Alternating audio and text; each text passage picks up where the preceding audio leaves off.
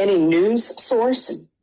It's my understanding, Your Honor, some news agency in town is going to live stream this or intends to. All right, I have no control over what a news person will or will not do. And I've already made a ruling over, I think I previously ruled on that. I have no control over what other people do. You can't control your courtroom, Your Honor? You can't preclude them from being in here? No, I'm not going to preclude the media from being in the courtroom. Why would I? During the witness of the trial. No, why would I preclude them from being in the courtroom? Because it's my client's right. Specifically, this argument, most argues text rule of evidence 614, the rule. And it's not a discretionary rule, it's mandatory that once the rule is invoked, the judge shall require the witnesses. How do we protect? Oh, are you anticipating that people from the media are going to come in to testify? Not testify, record or broadcast. And the point is, under 614, we're supposed to be allowed to have witnesses testimony separate and no commentary and no viewing of it. Every witness is able to look on YouTube to see what's going on in the court, which means every bit of testimony will already be heard. TRE 614 is not just for language. It's about the rights of the client. And how do we protect his rights when every witness potentially has the ability to see every previous witness? Well, the question is whether or not they actually will do that. And the other question is whether or not people who are not precluded from the rule will tell them what they've seen and heard. So that's something you all will have to tell your witnesses. They're not allowed to view anything, which is the instruction that is given to every witness who testifies. After their testimony, the instructions they're given is they are not to view anything.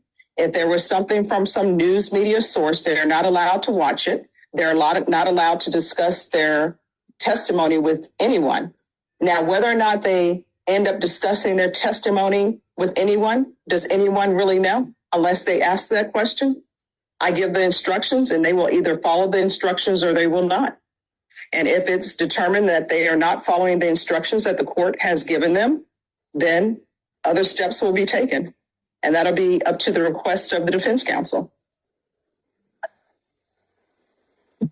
Effectively, then, Ron, you acknowledge that there's no guarantee that your order will be followed by either side, defense or... Well, this is what I'm acknowledging. Can you make a guarantee that if there is no media up, whenever a witness completes their testimony and I instruct that witness that they are not allowed to discuss their testimony with anyone, can anyone here guarantee that that witness is not going to discuss their testimony with anyone? Absolutely not. However, their testimony will be available to anybody to see. Mm-hmm. And that's, I believe, a denial of my client's constitutional rights and statutory rights, specifically under Texas law with the Texas Rules of Evidence. All right, your motion to preclude media, your motion to preclude YouTube is denied. Thank you, Your Honor. You're welcome. Now, Your Honor, I have a medical appointment. I advised the court beforehand about the medical center. So it's Ms. Braun's motion on the suppression. So I'm asking people to excuse now. My client doesn't object.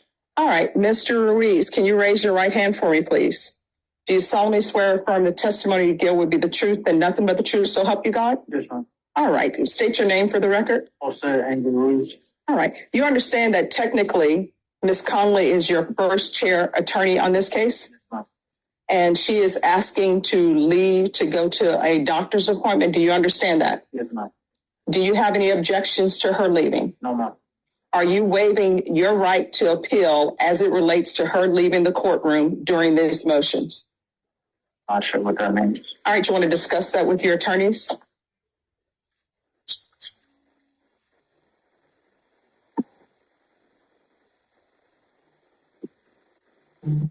For the record, Your Honor, I was here for the morning docket. It was changed to 2:30. All right, for the record, everyone knows the rules of the courts are this.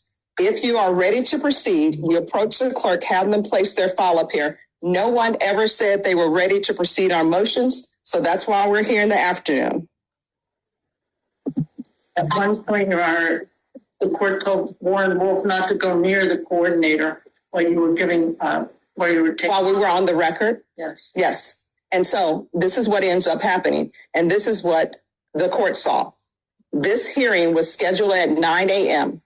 Everyone in this court knows the rules. You've been in this courtroom before with the rules, and the rules are when you are ready to proceed, approach the clerk. They will pull your file. Your file will be placed here. I kept announcing throughout the court hearing today, hey, we are recessing exactly at 12. I said, nobody rush the court at 11:45 because we're recessing at 12. Nobody moved. People still were chatting and laughing in the box. Then I said, again, I made another announcement midday. Everyone, you all need to move with the purpose because we're recessing at 12. And then at 11:52, that's when I got an announcement that, hey, you all are ready on Ruiz. That's the first time anyone said y'all were ready. Nobody ever asked the clerk to pull a file. I cannot read minds and think that people are ready when they're not. So we're back to my question, Mr. Ruiz. Are you waiving your right to appeal as it relates to your counsel leaving the court today to go to her doctor's appointment? Yes, ma'am. All right. Thank you. Thank you. May I have excuse? Yes. It was placed on deferred adjudication in 2022 CR 1468 for the offense of theft $2,500 to $30,000 of a vehicle on June 6, 2022 for a period of 2 years. Is that you? Yes, ma'am. All right, state. Yes, Your Honor. Violated condition number 2 on or about the 24th day of February 2023 in Oasis County, Texas. The defendant, Anthony Ruiz Ortiz, did in there consume alcoholic beverages. A violation condition number 2. How you plead to that, true or not true? True, Your Honor. I waive the remaining violated conditions. Any objection? No objections, Judge. Did you understand by pleading true to violation of condition number 2, the court could find it true, grant the motion, find you guilty, sentence you up to 2 years in the state jail facility, and up to a $10,000 fine? Yes, Your Honor. Knowing that, do you still wish to plead true to violation of condition number 2? Yes, Your Honor. Court will find violation of condition number 2 true. Is there a proposed agreement? There is, Your Honor, and it's to deny the motion, continue the individual on this deferred, extend for 2 years, and enter the state ISF substance abuse track. And is that your agreement? It is, Judge. All right. And probation? That is the approved, Judge. And Judge, if I may, it is my understanding he has already accepted to go to ISF on another out-of-county case, so this would be concurrent with that case. All right. So why are you not, can you raise your right hand for me, please? Yes. Do you solemnly swear affirm the testimony you give will be the truth and nothing but the truth, so help you God? Yes, Your Honor. All right, you can lower your hand, state your name for the record. Anthony Ruiz Ortiz. All right, Mr. Ortiz, why are you not performing well on probation? What's the issue? I just lost my job. My wife had just got pregnant with my third baby, and it got a little hectic for me. So after she had the baby, my second, she got pregnant again. And after she had the baby, me and her family, we had went out to drink. All right, why are you saying she had got pregnant as though you had nothing to do with this? It's not she had got pregnant. I'm assuming you know how children are made, where they come from. Yes, So stop saying she had got pregnant. Yes, Your Honor.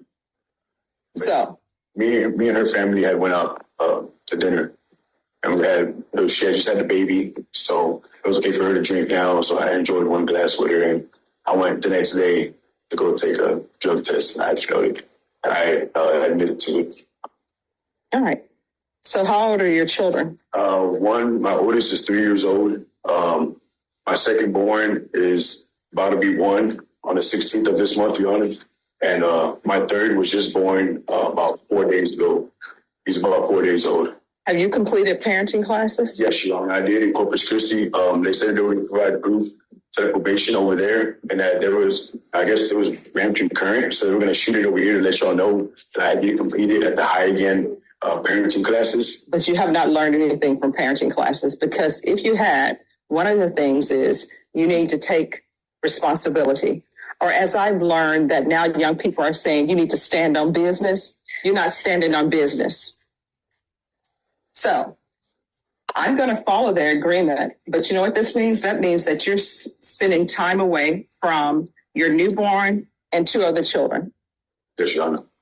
And once you get out, you had better change your ways. Otherwise, you could be looking at going to the state jail facility for 2 years, I don't know what your other county case is, how much time you're looking at there, but by the time you get out, your youngest will be walking.